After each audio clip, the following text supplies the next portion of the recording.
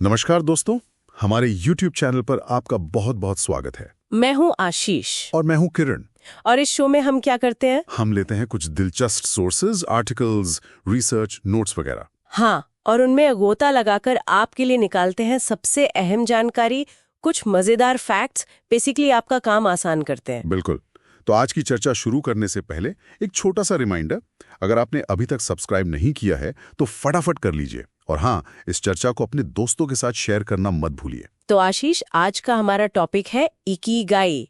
ये एक जापानी कॉन्सेप्ट है ना? हाँ, इकिगाई सुना तो बहुत है इसके बारे में। कहते हैं ये लंबे और खुशहाल जीवन का कोई राज है। हमारे पास कुछ रिव्यूज हैं, समरी है हेक्टर गार्सिया और फ्रांसिस्क मिरालिस की किताब की। बिल्कुल, इकिगाई द जापानीज सीक्रेट वाली किताब। और कुछ YouTube ट्रांसक्रिप्ट्स भी हैं जो खास तौर पर ओकिनावा के लोगों पर फोकस करते हैं, जहां लोग 100 साल से ज्यादा जीते हैं। कमाल है। तो हमारा मिशन क्या है आज? इकिगाई के आइडिया को समझना, अपने जीवन का मकसद कैसे ढूंढे, ये फ्लो क्या चीज है, और हाँ, ओकिनावा वालों से क्या सीख सकते हैं। एग्जैक्टली। तो शुरू करते हैं बिल्कुल बेसिक से। ये इकिगाई आखिर है क्या चीज? हाँ बताओ जरा, सुनने में बड़ा फैंसी लगता है ये शब्द। देखो, सिंपल भाषा में इकिगाई का मतलब है जीने की वजह। मतलब सुबह आप बिस्तर से क्यों उठते हैं, वो कारण। और ये जुड़ा है ओकिनावा से, जहां दुनिया में सबसे ज्यादा शतायु मतलब 100 साल पार वाले लोग रहते हैं। अच्छा, जीने की वजह। पर ये कोई एक चीज तो नहीं होगी? नहीं, बिल्कुल नहीं। यही तो इसकी खास बात है। ये असल में 4 अलग अलग चीजों का संगम है जहां वो मिलती हैं। हाँ, वो 4 सर्कल्स मैंने देखे हैं, वो डायग्राम्स। पहला था वो जिसे आप प्यार करते हैं, आपका पैशन है ना? हाँ, पैशन। दूसरा वो जिसमें आप अच्छे हैं, मतलब आपका हुनर, आपका वोकेशन कह लो। ठीक है।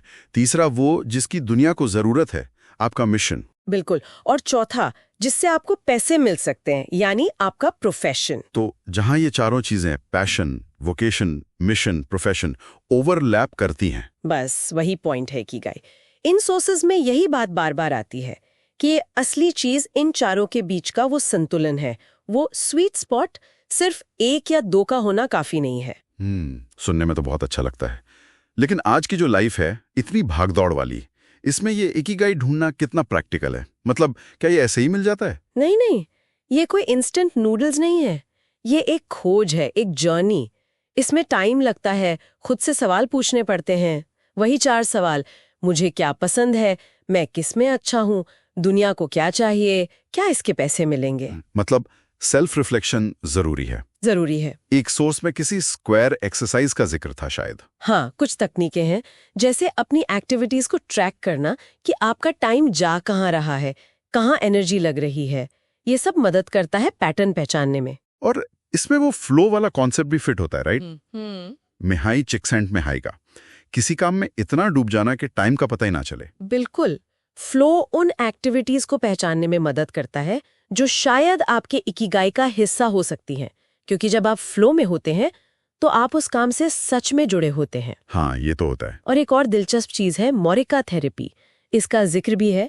ये सिखाती है कि नेगेटिव भावनाओं से लड़ो मत, उन्हें आने दो और अपना फोकस उस पर रखो जो जरूरी है।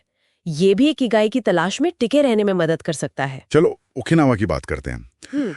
वो लोग तो मानो इकिगाई जी रहे हैं, पर सिर्फ इकिगाई ही तो उनकी लंबी उम्र का राज नहीं होगा, और भी कुछ होगा ना? हाँ, बिल्कुल सही कहा। इकिगाई एक बड़ा हिस्सा है, मतलब जीवन में उद्देश्य होना।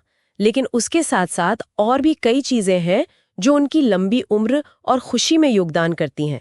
सबसे पहली चीज है मजबूत सोशल कनेक्शन। अच्छा। हाँ, जिसे वो मुआई कहते हैं। ये दोस्तों का एक ग्रुप होता है जो जीवन भर एक दूसरे का साथ देता है, इमोशनली, फाइनेंशियली, हर तरह से।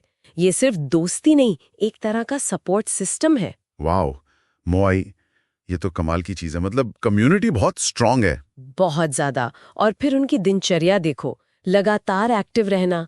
कोई हार्डकोर जिम नहीं, बल्कि रोजमर्रा के काम, बागवानी करना, चलना फिरना। हाँ, और वो रेडियो ताइसो का भी जिक्र था, सुबह सुबह हल्का व्यायाम। बिल्कुल।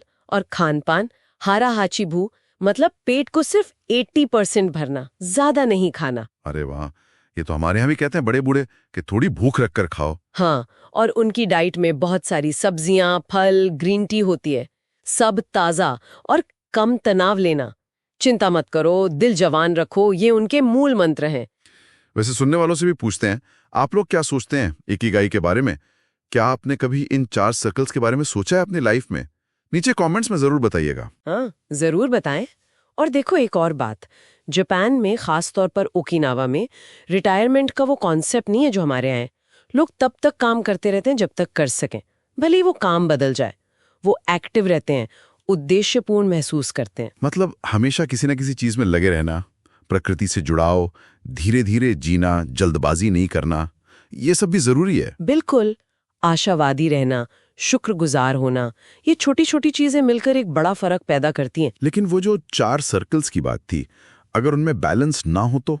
मान लो आपको काम पसंद है, आप अच्छे भी हो उसमें, पैसे भी ठीक ठाक मिल रहे हैं, पर दुनिया को उसकी खास जरूरत नहीं, तब क्या? तब जैसा कि सोर्सेज बताते हैं, आपको संतुष्टि तो मिलेगी, खुशी भी होगी शायद, पर कहीं ना कहीं एक फीलिंग आएगी कि मैं कुछ मीनिंगफुल नहीं कर रही, एक तरह का बेकारपन। अच्छा, और अगर मान लो काम में हुनर है, पैसे भी हैं, दुनिया को जरूरत भी है, पर आपको वो काम पसंद ही नहीं, बस कर रहे हैं क्योंकि करना पड़ रहा है, तो फिर जिंदगी आरामदायक तो होगी, पर अंदर से खालीपन महसूस होगा।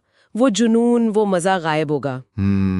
और अगर प्यार है, जरूरत है, हुनर भी है, पर पैसे नहीं मिल रहे उस काम के, तो खुशी और संतुष्टि तो बहुत होगी, पर शायद आर्थिक तंगी रहेगी, जेब खाली होगी।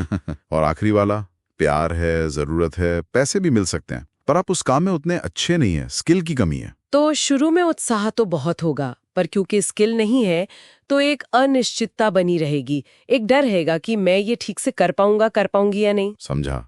तो मतलब निचोड़ यही है कि इकिगाई वो मीठा बिंदु है जहां ये चारों चीजें मिलती हैं, आपका जुनून, आपका मिशन, आपका वोकेशन और आपका प्रोफेशन। और ओकिनावा के लोग हमें सिर्फ इकिगाई का रास्ता नहीं दिखाते, बल्कि ये भी सिखाते हैं कि उस रास्ते पर चलने के लिए एक सपोर्टिंग लाइफस्टाइल कितनी जरूरी है। उद्देश्य के साथ साथ समुदाय, एक्टिविटी, सही खान-पान और पॉजिटिव सोच, ये सब मिलकर ही एक लंबा और संतुष्ट जीवन बनाते हैं। बिल्कुल।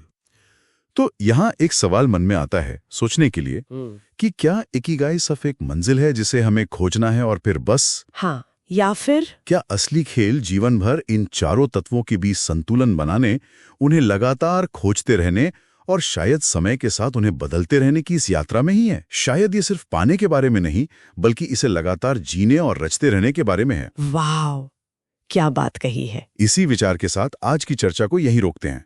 उम्मीद है आपको इकिगाई पर हमारी ये बातचीत पसंद आई होगी। हाँ, और अगर पसंद आई तो प्लीज इस वीडियो को लाइक करें, अपने दोस्तों के साथ शेयर करें और हमारे चैनल को सब्सक्राइब करना तो बिल्कुल न भूलें। हम जल्दी ही मिलेंगे एक और दिलचस्प विषय और उसके स्रोतों की गहरी पड़ताल के साथ। तब तक के लिए नमस्कार। नमस्कार।